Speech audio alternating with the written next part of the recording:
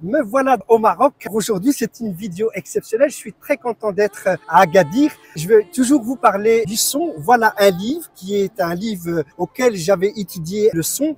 C'est le tome 2, c'est la prise du son et mixage. Ça va vous permettre de mixer le son et de travailler le son correctement lorsque vous êtes dans un home studio ou bien lorsque vous êtes sur une scène. Vous allez avoir toutes les techniques, comment placer les micros, comment faire une bonne prise de son et comment surtout mixer le son lorsque vous êtes en live. C'est un livre qui ne coûte pas cher. J'ai payé 16 €. Malheureusement, il existe le tome 1 que je ne trouve plus, mais c'est juste une mise à jour, si vous voulez, du tome 2. Ici, je suis, comme vous voyez, à la mer, à Agadir, quelque part, et j'en ai profité pour vous parler de ce livre qui est magnifique. Faut pas oublier, si vous voulez avoir plus d'explications par rapport au son, par rapport aux prises du son, vous pouvez aussi vous abonner à ma chaîne YouTube. Je vous remontre encore une fois ce livre de Hervé Baudier, qui est ingénieur du son.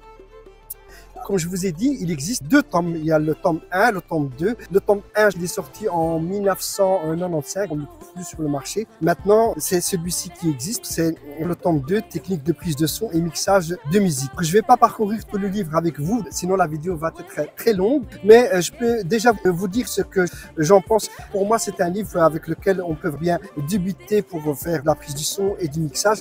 Évidemment, il existe d'autres ouvrages qui sont beaucoup plus complexes. Si vous voulez approfondir vos connaissances. Il existe d'autres ouvrages que vous pouvez acheter qui s'appellent Technique numérique de la prise du son. Là, vous allez avoir tout le matériel qui est exposé de consoles numériques, analogiques et les tables hybrides également. Vous pouvez à ce moment-là faire la prise de son et surtout ce que vous allez avoir, toutes les sortes de micros qui existent pour faire les prises de son. Il n'y a pas de mauvais micros, ça il faut le savoir aussi, mais il y a des micros qui sont différents par rapport aux prises de son qu'on voudrait faire. Chaque situation exige un micro qui est spécifique, mais il y a des techniques aussi pour prendre le son. Donc ça, c'est un ouvrage qui va vous permettre d'apprendre comment faire une bonne prise de son, de choisir le bon matériel. Sur les micros, il y a plusieurs types de micros. Il y a des micros qui coûtent 100 €, il y a des micros qui coûtent 2500 jusqu'à 5000 €. Tout dépend de la prise de son que vous allez faire par rapport à votre projet, évidemment. Ne visez pas des micros qui coûtent cher. Si vous avez un petit projet à faire, c'est pour faire des grands projets. Alors sachez aussi qu'on peut louer des micros partout. Il ne faut pas les acheter parce que les micros coûtent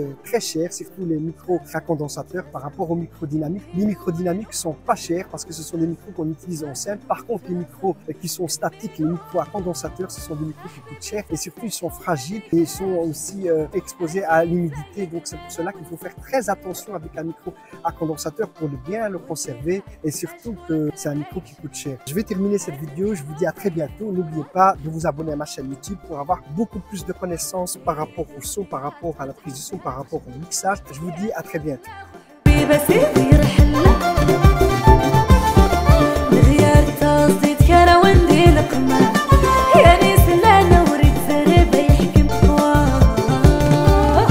حبيبي نو سامحيه لي سامحيه لي حبيبي نو سامحيه لي سامحيه لي حبيبي نو سامحيه لي سامحيه لي حبيبي نو سامحيه لي سامحيه لي هنمك انت زيد